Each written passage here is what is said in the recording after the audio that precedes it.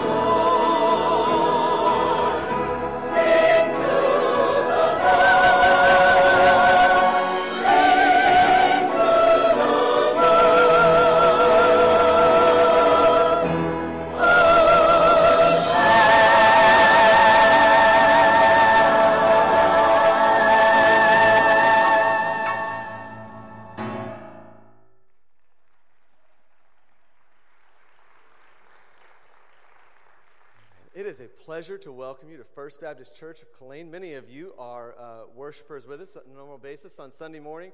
Glad to have you back on a cold Sunday evening. I appreciate you being with us so that we can worship again. I appreciate also that Mary is here. I'm so happy that we can give her some good spring, Texas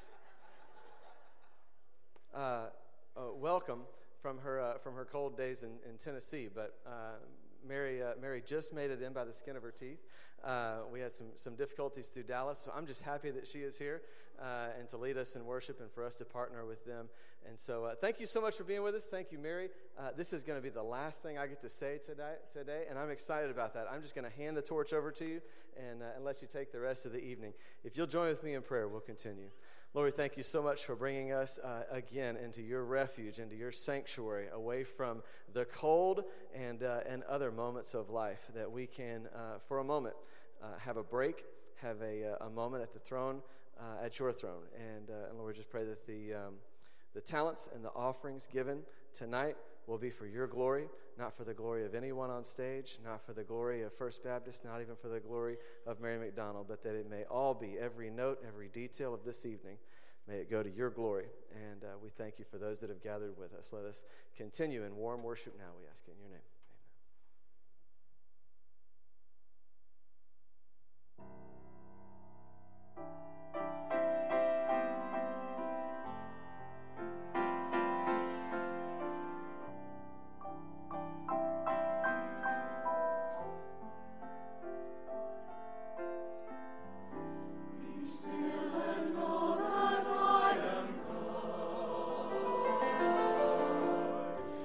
Still and know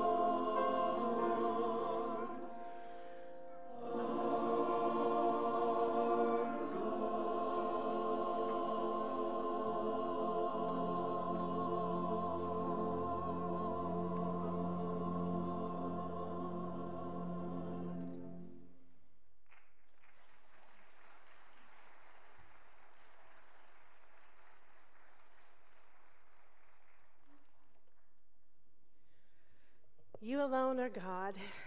I'm so thankful that we have the freedom and the privilege to come to the house of the Lord on this nice, warm, southern Texas evening to sing his praise.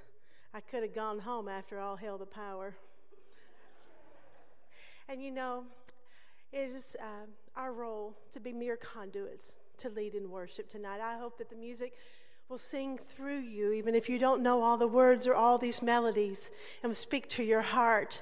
A lot of the music you're going to hear tonight are hymns, such as the one we're preparing to do, I Must Tell Jesus with Blessed Assurance. There are others that are original, such as You Alone Are God and Be Still, that are taken straight from Scripture or from the passion of a need to proclaim who God is to a lost and dying world. I consider it a privilege to be able to come here tonight and share my heart story with you through music and through the words.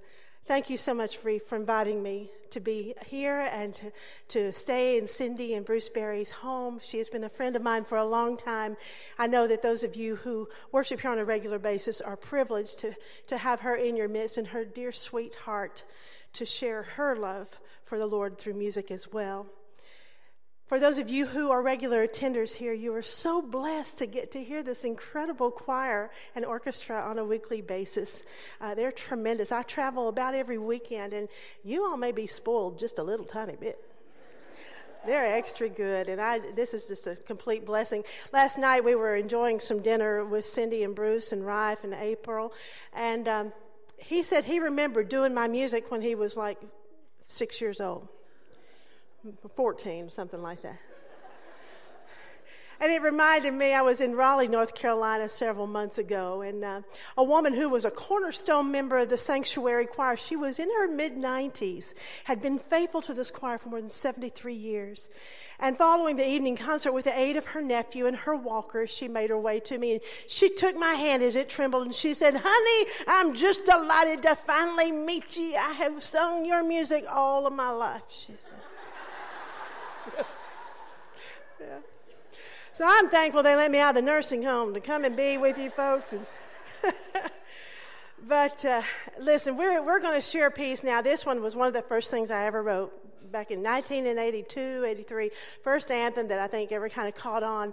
It was one that I originally arranged on the prompting of a good friend of mine in Tennessee who said he had done a revival and they had merged these hymns together. And so just kind of on a whim, I just messed up the piano part and kind of got real hokey and gospel. Y'all like gospel music? Yeah. Well, this is kind of that setting, and it's a lot of fun. It's old familiar gospel tunes set in kind of a gospel style that proclaims what we're all about tonight, to share the song of the Lord who loves us and who dwells within our heart, and to sing his story. This is my story. This is my song. I must tell Jesus.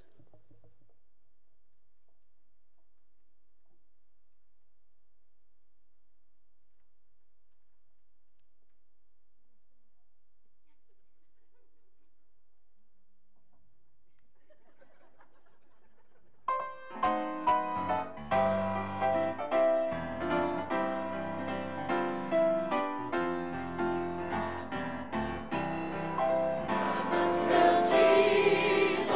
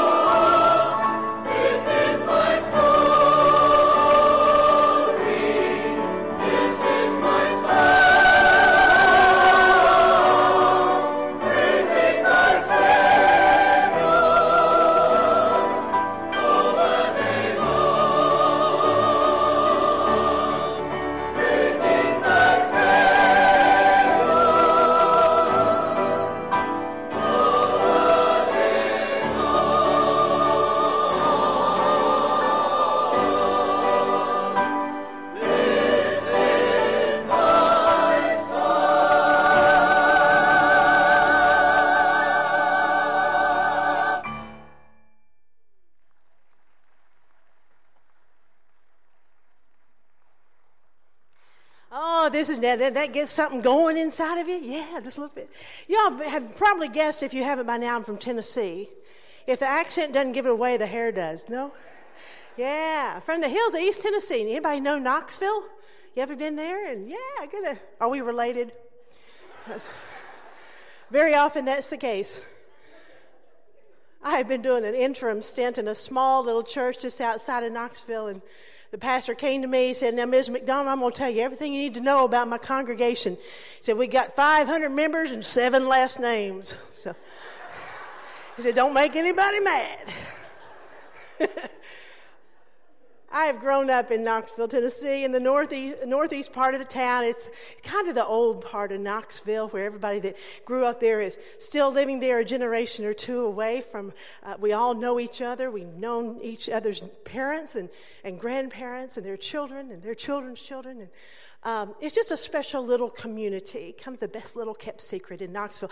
I've been a member of the same church my whole life, and when I was a little girl, I remember the pastor preaching a sermon on bring your problems to the altar and leave them there. My mother took me down, and I've been a part of the church ever since. I grew up in a family that is very much involved in the church. I am the youngest of 6 children. I have 4 older sisters and a brother. We were very active in all the programs of the church, I think because they were free.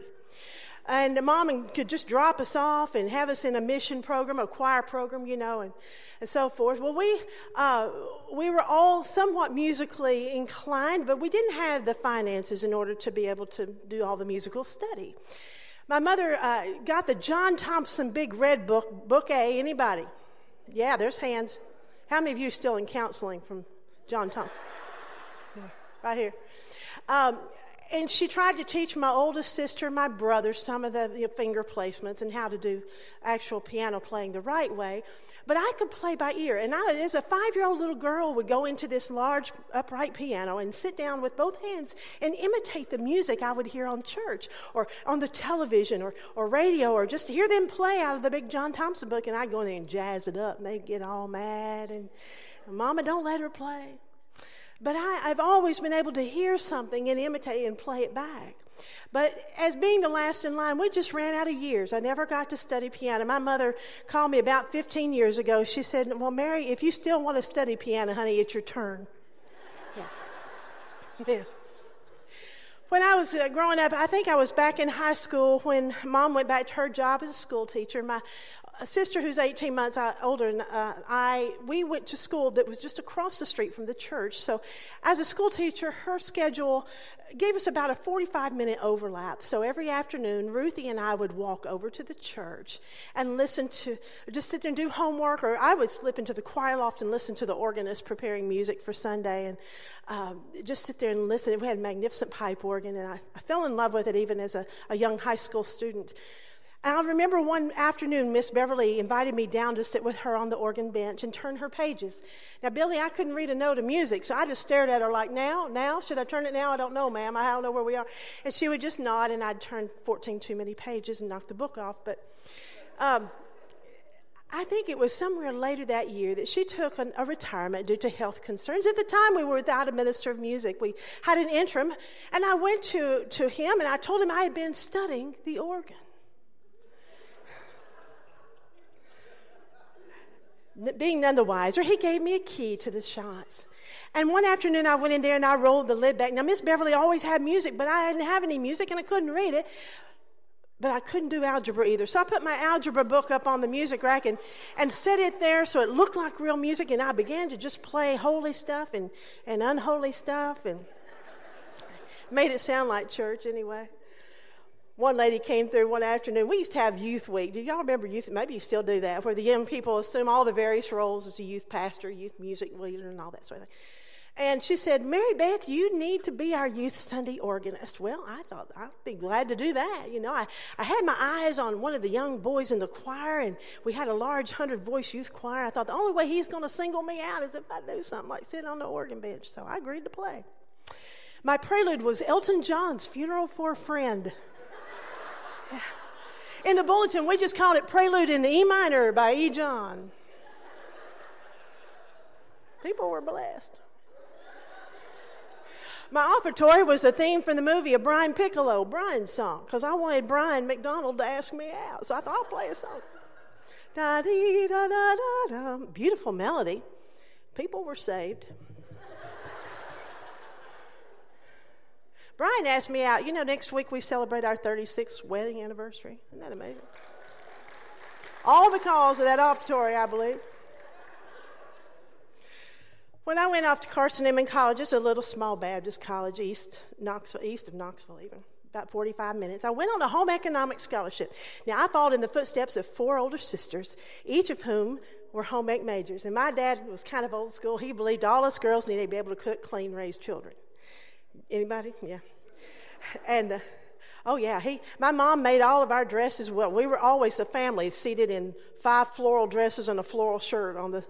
We'd bring dates home from going out and sit on the couch, and the pillow cushions matched our outfits. Anybody? So we all knew how to sew and so forth. But I knew within about 6 weeks of chemistry, God wasn't calling me into home ec. And one afternoon, I went into the First Baptist Church there in Jefferson City, and a student organist was playing unlike I'd ever heard Miss Beverly play in my life. I listened to her about a half an hour before gathering the courage to go to her, and I said, "May I play the organ?" She said, "Well, there's a sign-up sheet right there." Well, the sign-up was for chapel. Every Friday morning at 10 a.m., the students came together for a time of worship. So I signed up. 2 weeks later, I'm sitting at that organ, my chemistry book right there on the rack, and I'm playing music that I just have heard by ear and kind of making up arrangements as I go. Following that service, I gathered my things, was coming off the platform when I noticed from the rear of the sanctuary coming toward me the head of the music department, Dr. Lewis Ball. And he was accompanied by his wife, Mary Charlotte Ball, who was the organ professor.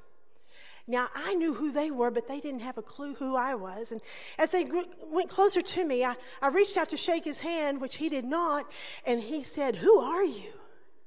And why are you playing the organ?" I told him I was a freshman home economics major. He said, "Did you not know that only our junior and senior applied organ students are allowed to play this organ?" Well, she didn't tell me that, you know. Mary Charlotte knew the piece that I was trying to play, and she said, "Well, excuse me now, but was that a Bach prelude you were playing?" Folks, I looked her square in the eye. I said, "Ma'am, I didn't mean to. If it was, I'm real sorry. I know what she's talking about." But apparently I had done a Bach prelude and then other variations. So she took me over to her office and tested my ear, played things for me. She said, "Play this hymn," and I was going to play any hymn by ear. And she gave me a song on a cassette, and she had me listen to it. She said, "Play it back," and I was able to duplicate it. She knew I had a unique gift that had never been tamed, and she agreed to take me on as a student. Now, Mary Charlotte would assign music that I would go to the library. I'd check out these albums for you young people. These were these large black flat things that we would listen to. And I would listen to these albums, and I would learn the music. And I showed up for lesson, put my music there, and I would be playing along. I had no idea where I was in the music. I'd just say, "Yeah, it's about time for a page turn," you know. She'd just reach up and turn it back. So music was a real challenge. I could already do the music, but having to go back and try to learn it, that was painful. But somehow, by God's grace, I got through their program and managed to graduate with a degree in church music and organ. And it was there I took my first position as church organist in a small church just over the hill from my home church.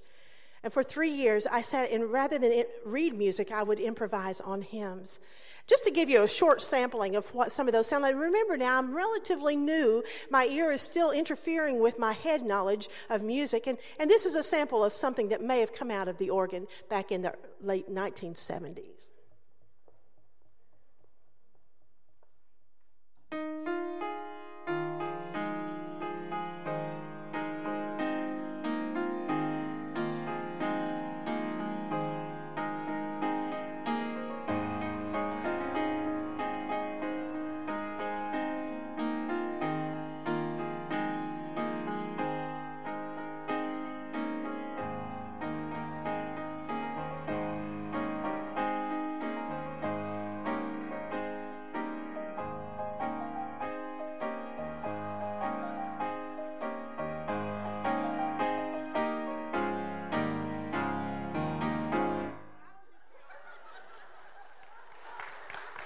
Oh, that happened all the time. I think, well, that's not a hymn.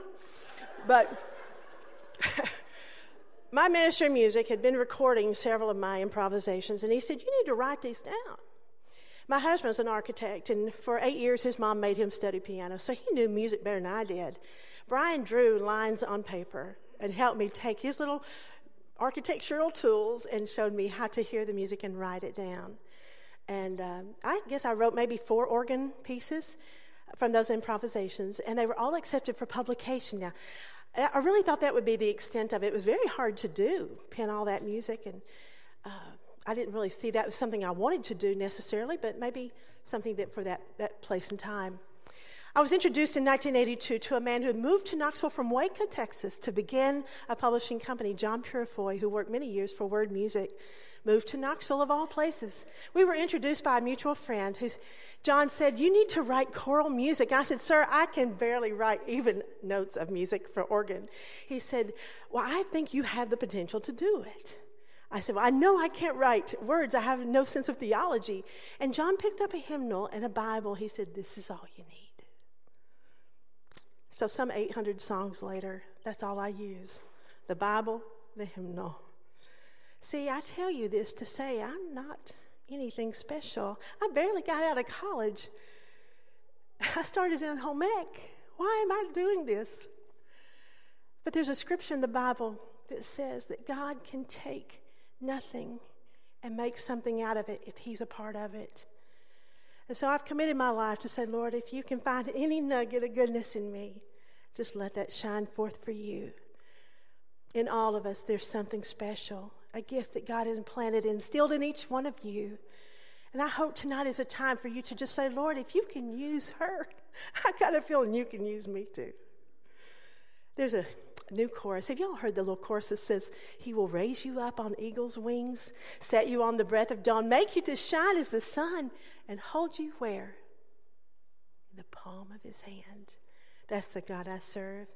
And it's the God who has blessed me, enabled me to soar to heights I never dreamed I would go. It wasn't too long ago I saw on the Discovery Channel a little special about the eagles. And it said that normally when a storm is approaching, most birds hunker down and they seek refuge from the storm. But the eagle is the only bird that sails directly into the current that's approaching, and it uses it to grow aloft so that it can fly above the storm. The Bible tells us to what? We shall mount up with wings like eagles. We will run and not grow weary. We will walk and not faint. That's the God we serve. I'm going to share with you another part of my testimony through music on eagle's wings.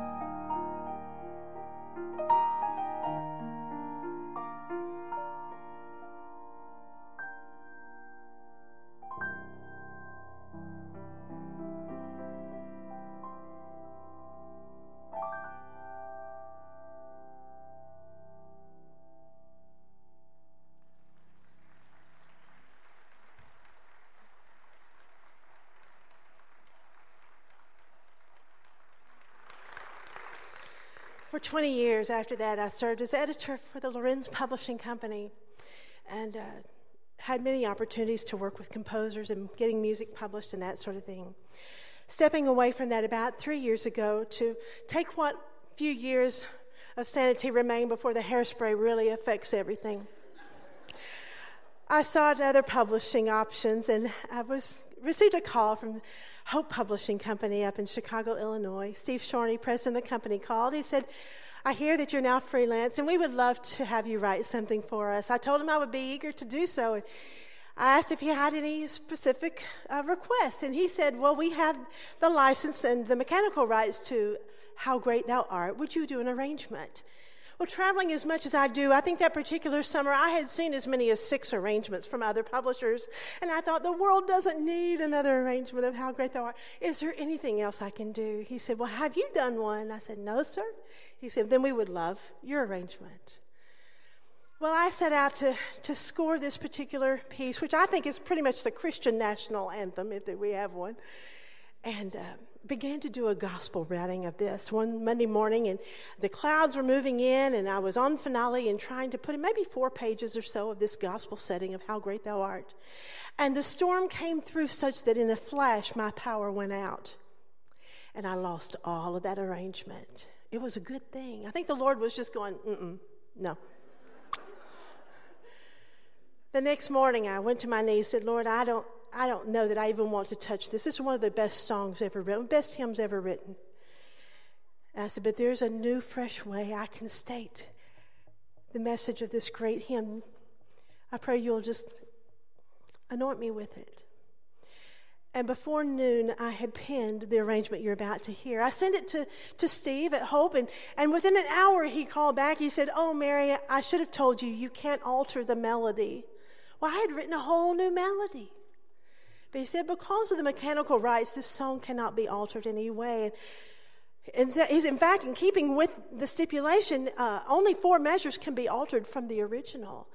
And you have altered all but 4 measures of the original.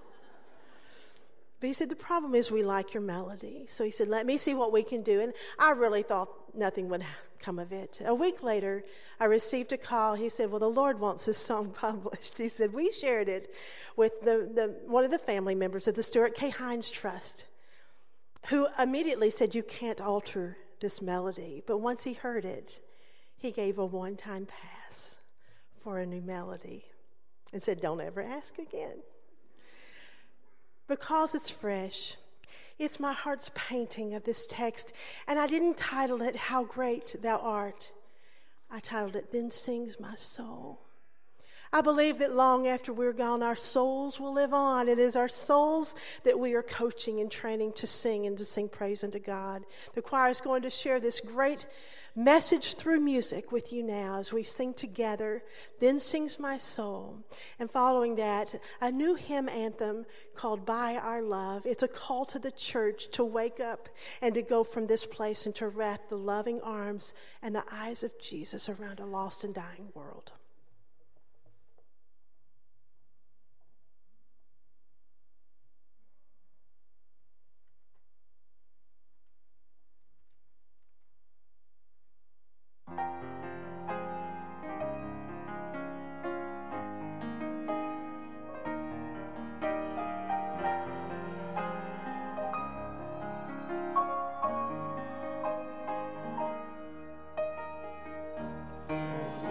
Lord,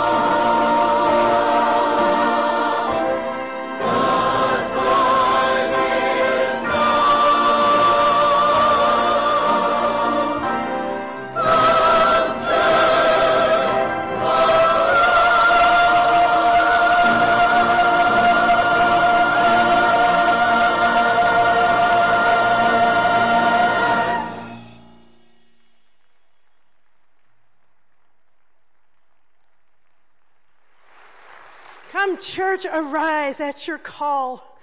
How will you respond to that? I hope you know my Jesus. I want you to go with me to glory and to see Jesus face to face. Without him, it's a risky game. With him, there's hope. You can be still and know that there's peace. There's a God who has this. Thank you for coming tonight. I hope your heart has been restored. I hope you have felt some of the urgency from my heart to yours. If we have shared this music collectively to the glory of God, we're going to wrap things up now with a relatively new arrangement of a lot of old songs.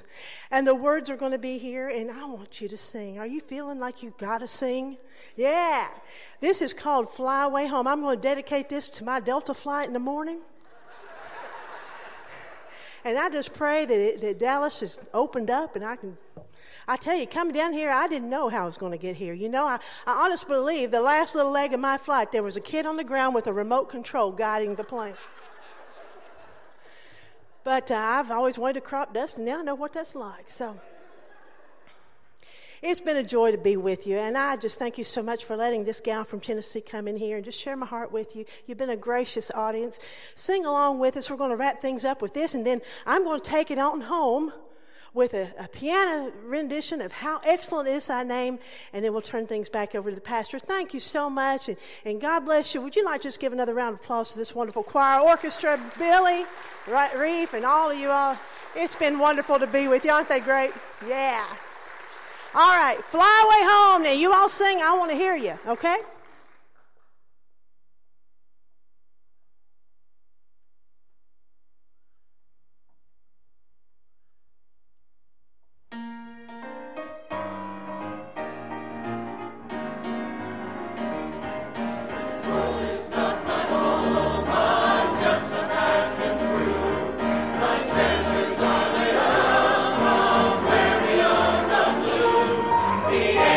Beckon me from